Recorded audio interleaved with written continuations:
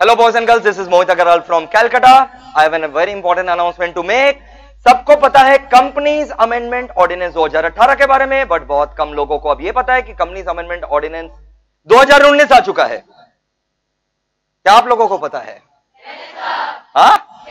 ओह okay, come again. Okay, so companies amendment ordinance 2019 चिंता का बात नहीं है। स्टूडेंट सोच रहे होंगे अभी अमेंडमेंट ऑर्डिनेंस 2018 ही नहीं पढ़े, 2019 आया ही क्यों?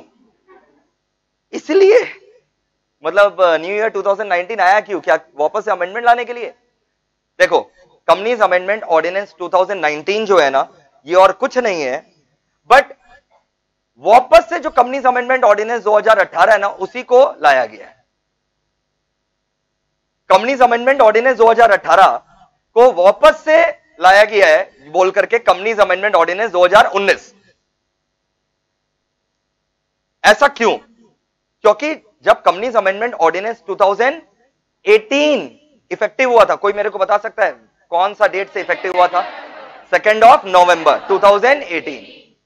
तभी भी मैंने YouTube में आप लोगों के लिए वीडियो डाला था और मैंने बताया भी था कि अभी ये ऑर्डिनेंस है। ऑर्डिनेंस जो होता है ना, वो article number 123 of the constitution of India के तहत प्रेसिडेंट जो है वो पास करते हैं, based on the advice of the council of minister, that an urgent law is necessary because the houses of the parliament are not in functioning.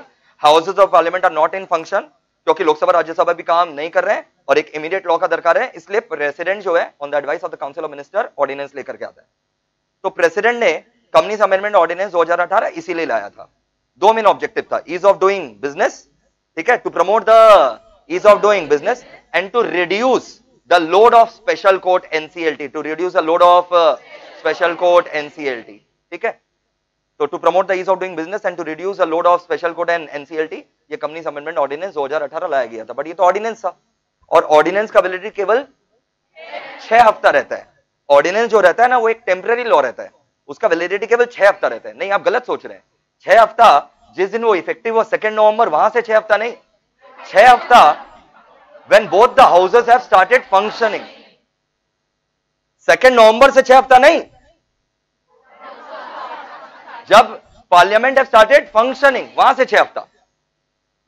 और हम लोग का जो पार्लियामेंट था, बहुत ध्यान से सुनना, Lok Sabha and Rajya Sabha, it started functioning from 11th। Ordinance जब लाया गया था 2 नवंबर 2018, उसके बाद 11th दिसंबर से इट स्टार्टेड फंक्शनिंग। 2 नवंबर को तो ऑर्डिनेंस लाया गया 2018 वाला, वहां से 6 हफ्ता काउंट नहीं होगा। उसके बाद पार्लियामेंट स्टार्टेड फंक्शनिंग कब से? 11 दिसंबर, वहां से 6 हफ्ता काउंट होगा। अब वो जो 11 दिसंबर को लोकसभा राज्यसभा चालू हो गया, 11 दिसंबर 2018 को जब लोकसभा राज्यसभा चालू हुआ, वहां से 6 हफ्ता का वैलिडिटी रहता है। अब वो 6 हफ्ता खत्म होने वाला था अपना 21 जनवरी 21 जनवरी 2019 को। अब काउंट कर लो, देखो 6 हफ्ता, 11th, what did I say? 11 December. This 11 December? Can you see?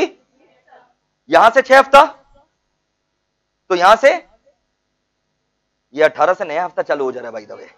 तो जो अपने 6वां हफ्ता लेंगे ना, तो फिर एक दिन पहले आ जाएंगे, ठीक है। चलो अभी आ जाओ, यहां से 1 हफ्ता, 2 हफ्ता, ओके।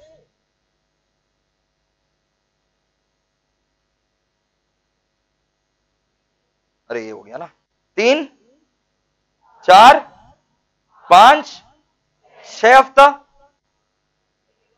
तो 21 तारीख तक ही वैलिडिटी रहता। 21 जनवरी 2019। सबको समझ में आया क्या बोल रहे हैं? 11 दिसंबर, दिस इज दिसंबर 11 दिसंबर, हाँ, लोकसभा राज्यसभा स्टार्टेड फंक्शनिंग। तो 6 हफ्ता काउंट करो, 1, 2, 3, 4, 5, यहां पर 6 हफ्ता खत्म हो जाएगा तुम्हारा। समझ में आया क्या बोल रहे हैं? 21 जनवरी 2019। अब कहानी में ट्विस्ट, मतलब जो कंपनीज अमेंडमेंट ऑर्डिनेंस 2018 आया था, उसका वैलिडिटी केवल 21 जनवरी 2019 तक रहता, ठीक है। उसके पहले आपको लोकसभा राज्यसभा में उसको कानून के तरह पास करना था। लोकसभा में ये टेबल भी किया गया और मजा के बाद लोकसभा में पास भी हो गया 4 जनवरी को। 4 जनवरी को it was passed in, but it could not be passed in Rajya Sabha. और अब तो उन लोग का सेशन खत्म हो गया, लोकसभा राज्यसभा का सेशन खत्म हो गया, तो लोकसभा में पास हुआ बट राज्यसभा में पास, जबकि दोनों हाउसेस में पास होना जरूरी है। तो अब तो उन लोग का सेशन खत्म हो गया, अब उन लोग तो आराम से मिलेगा, ऑब्वियस सा बात है मार्च में मिलेगा। तो जब फरवरी मार्च में उन लोग मिलेगा, तब तक तो हम लोग का जो कंपनीज अमेंडमेंट ऑर्डिनेंस 2018 है वो तो सीज टू बी वैलिड हो जाएगा ऑन 21 ऑफ जनवरी 2019। तो इसीलिए हम लोग को वापस से एक ऑर्डिनेंस जो है वो लाना पड़ा हम लोग को, मतलब प्रेसिडेंट साहब को, क्योंकि जो पुराना वाला ऑर्डिनेंस था उसको लोकसभा राज्यसभा में लॉ के रूप में पास नहीं किया गया। खाली लोकसभा में पास हुआ कब, 4 जनवरी को, बट राज्यसभा पास नहीं हुआ। तो ultimately it could not take form of an act and it would have been ceased to be valid on 21 of Jan 2019, क्योंकि 6 वीक्स खत्म हो जाता जब पार्लियामेंट स्टार्ट हुआ। इसीलिए इन्होंने कंपनीज अमेंडमेंट ऑर्डिनेंस 2019 लाया, जिसमें और कुछ नहीं है, जो 2018 वाला बात था वही है, कंपनीज अमेंडमेंट ऑर्डिनेंस 2019। ओके दोस्तों, और कंपनीज अमेंडमेंट ऑर्डिनेंस 2019 जो है ना, उसमें साफ साफ लिखा हुआ है कि क्यों लाया गया। ठीक है, देखिए, प्रोमलगेटेड मतलब बनाया गया बाय प्रेसिडेंट लाता है ना ऑर्डिनेंस, तो क्यों लाया। वेयरएज कंपनीज अमेंडमेंट ऑर्डिनेंस 2018, जो कंपनीज अमेंडमेंट ऑर्डिनेंस इन्होंने 2018 में लाया था, कब लाया था बताओ, 2 नवंबर 2018। उसी को अमेंड करने के लिए इन्होंने एक नया ऑर्डिनेंस लाया है, यू अंडरस्टूड। और इसका नाम क्या रहेगा बताओ, companies amendment bill 2019 to replace companies amendment ordinance 2018। Pass कर दिया गया कब बताओ, 4 जनवरी 2019। कहां पर पास किया गया, हाउस ऑफ पीपल यानी Lok Sabha, pending in council of state यानी राज्यसभा। इसीलिए कंपनीज अमेंडमेंट बिल 2000, अभी इन लोग उसी के बारे में बोल रहे हैं, कंपनीज अमेंडमेंट बिल 2019 इन्होंने राज्यसभा में अभी तक पास नहीं किया, इसीलिए इन्होंने कंपनीज अमेंडमेंट ऑर्डिनेंस 2019 जो है वो लेकर के आया। समझ में आया। और कब लेकर के आया बताओ,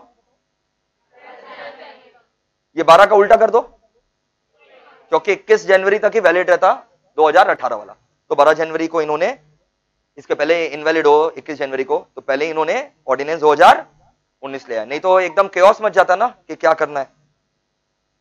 और देखो यहां साफ साफ बोला है कि जो कंपनीज अमेंडमेंट ऑर्डिनेंस लेकर के आए थे ना, वो तो सीज टू ऑपरेट हो जाता। देखो आपने कैलकुलेट भी किए थे, 21 जनवरी जो 2018 वाला ऑर्डिनेंस है वो तो cease to be valid on 21 of January 2019। इसीलिए ये जरूरी था कि इसको हम लोग अमेंड करें, और क्योंकि पार्लियामेंट फंक्शन नहीं कर रहा था, इसलिए प्रेसिडेंट ने अपने कौन सा पावर का यूज किया, आर्टिकल नंबर 123, और एक ऑर्डिनेंस पास कर दिया, कंपनीज अमेंडमेंट ऑर्डिनेंस 2019। भले ये 12 जनवरी 2019 को लाया गया, but it will be deemed to be effective from पुराना वाला डेट, यानी 2 नवंबर 2018। समझ में आया।